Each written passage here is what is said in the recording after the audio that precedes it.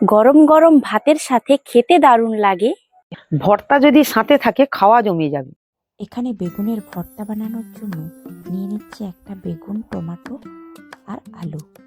বেগুনটার উপর তেল ব্রাশ করে ছুরির সাহায্যে 3 দিক কেটে তার মধ্যেখানে দিয়ে দিচ্ছি 2টো রসুন কোয়া আর একটা কাঁচা লঙ্কা।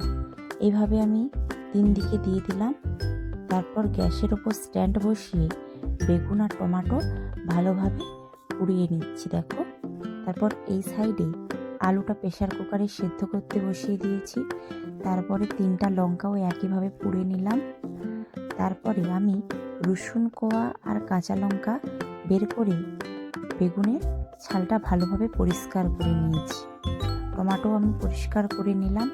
তারপরে অল্প নুন দিয়ে শুকনো লঙ্কা, কাঁচা লঙ্কা, রসুনের কোয়া ভালো করে মেখে নিয়েছি। এবার আমি বেগুন, টমেটো আর আলু ভালোভাবে মাখিয়ে নেব। তো দেখো, আমার মাখানো কমপ্লিট। এবার তাওয়া বসিয়ে একটু সরষের তেল দিয়ে দিলাম। ফোড়নের জন্য দিয়ে দিচ্ছি জিরা, তারপরে পেঁয়াজ কুচি দিয়ে নেড়ে চেড়ে সামান্য লবণ দিয়ে দিলাম আর দিয়ে দিলাম অল্প একটু হলুদ গুঁড়ো। এবার মেখে রাখা বেগুন দিয়ে ভালো করে নেড়ে চেড়ে ওপর থেকে ধনেপাতা কুচি ছড়ালেই রেডি গরম গরম বেগুনের ভর্তা।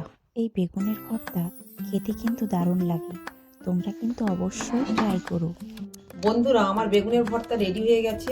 এটা কিন্তু গরম গরম ভাতের সঙ্গে খেতে খুব সুস্বাদু লাগে। আমার এই ভিডিওটা কেমন লাগলো তোমরা অবশ্যই কমেন্টে জানাবে। ভালো লাগলে একটা লাইক করবে, কমেন্ট করবে, শেয়ার করে বন্ধুদের সাথে আমার পাশে থাকবে। আজ এই পর্যন্ত, আবার আসছি পরের ভিডিও নিয়ে।